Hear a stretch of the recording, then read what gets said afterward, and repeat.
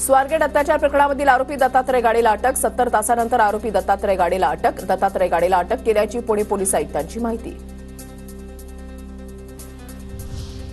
एका कॅनॉलमध्ये दत्तात्रय गाडे लपून बसला होता. पोलिसांची माहिती. तर आरोपीला पकडण्यासाठी पोलिसांची ड्रोनच्या माध्यमातून शोध मोहीम.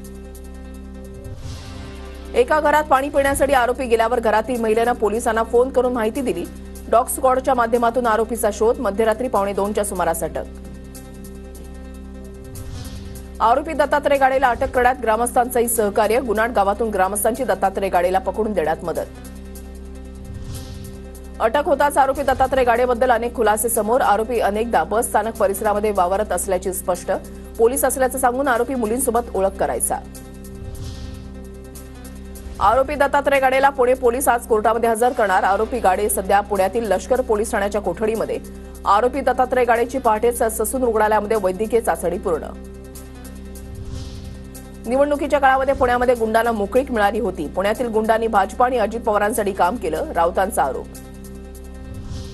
स्वारगेटमधली घटना शांततेमध्ये घडली. घटनेच्या वेळेला मुलीनं कोणताही प्रतिकार केला नाही. गृहराज्यमंत्री योगेश कदमांच्या वक्तव्यानंतर वाद.